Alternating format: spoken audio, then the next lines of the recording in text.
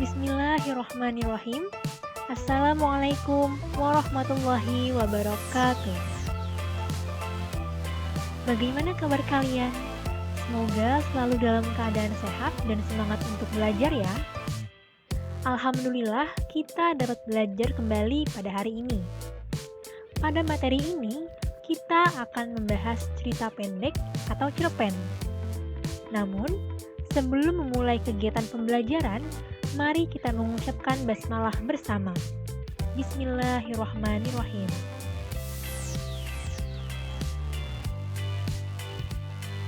Pernahkah kalian membaca cerpen? Apa judul cerpen yang kalian suka? Bagaimana isi dan nilai-nilai kehidupan dalam cerita pendek yang pernah kalian baca? Sehubungan dengan itu, ketiga gambar tersebut merupakan sampul buku kumpulan cerita pendek atau yang lazim disebut dengan cerpen. Cerpen dapat kita jumpai baik dalam majalah, buku kumpulan cerpen, maupun internet. Banyak sekali manfaat yang akan kita peroleh dengan mempelajari cerita pendek. Selain memberikan hiburan, cerita pendek juga dapat memberikan pembelajaran dan pengetahuan.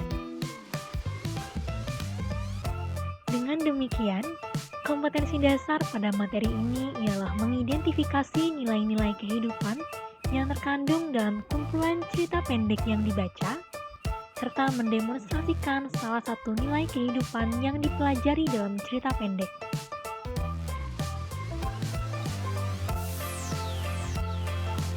Cerita pendek atau cerpen merupakan karangan bersifat fiktif yang menceritakan suatu peristiwa dalam kehidupan pelakunya yang relatif singkat tetapi padat.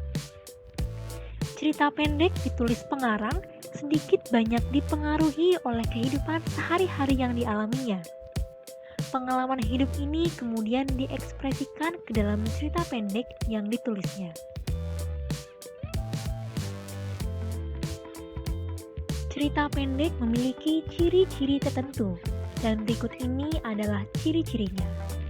Pertama, jumlah kata lebih kurang 500 hingga 5.000 kata. Kedua, memiliki proporsi penulisan yang lebih singkat dibandingkan dengan novel. Dengan kata lain, bentuk tulisan lebih singkat dari novel. Ketiga, isi cerita berasal dari kehidupan sehari-hari. Keempat, penokohan sederhana. Kelima, bersifat fiktif dan hanya mempunyai satu alur saja. Keenam, kosakatanya mudah dipahami dan cerpen dapat selesai dibaca sekali duduk atau tidak membutuhkan waktu berjam-jam untuk membacanya. Sebagai sebuah karya yang terinspirasi dari dunia pengarangnya, cerpen memiliki nilai-nilai atau suatu hal yang berharga yang dapat diperoleh pembaca. Nilai-nilai itu dapat diketahui secara eksplisit maupun implisit. Secara eksplisit ialah nilai dalam cerpen disampaikan secara langsung, tertulis atau tersurat. Dan secara implisit ialah nilai dalam cerpen disampaikan secara tidak langsung, yaitu tidak tertulis atau tersirat. Nilai-nilai kehidupan dalam cerita pendek antara lain ialah: pertama, nilai agama, yakni nilai yang berkaitan dengan hal-hal, aturan, tuntutan, atau ajaran agama. Kedua, nilai sosial, yakni nilai yang berkaitan dengan interaksi antara satu tokoh dengan tokoh lain dengan lingkungan sosial dalam sebuah cerita. Ketiga, nilai moral, yaitu nilai yang berkaitan dengan akhlak, budi pekerti, atau hal baik dan hal buruk, tingkah laku, dan etika dalam masyarakat. Nilai yang selanjutnya ialah nilai pendidikan, yaitu berisi pelajaran tentang hal yang baik dalam cerita dan terkait pengajaran. Serta nilai yang kelima ialah nilai budaya, yakni nilai yang berkaitan dengan budaya, tradisi, kebiasaan, adat istiadat, dan kepribadian dalam masyarakat. Selain mengidentifikasi nilai-nilai kehidupan di dalam cerpen, Cerpen juga dapat didemonstrasikan atau dipertunjukkan, yaitu dengan menunjukkan cuplikan sebuah cerita atau lakon. Berikut ini langkah-langkahnya.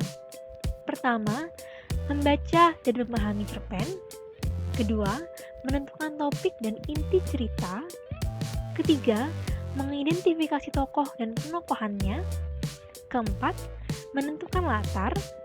Kelima, menentukan nilai kehidupan yang menarik untuk dituliskan dalam bentuk fragmen atau cuplikan.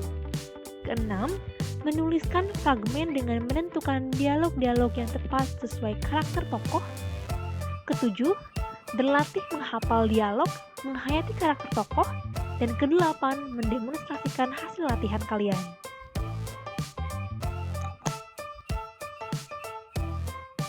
Cukup sekian pembahasan mengenai isi dan nilai-nilai kehidupan dalam cerita pendek. Semoga apa yang telah disampaikan dapat kalian pahami dengan baik ya. Apabila ada yang ingin ditanyakan, silakan. Terima kasih untuk perhatiannya. Tetap sehat dan semangat, dan sampai jumpa pada video-video pembelajaran selanjutnya.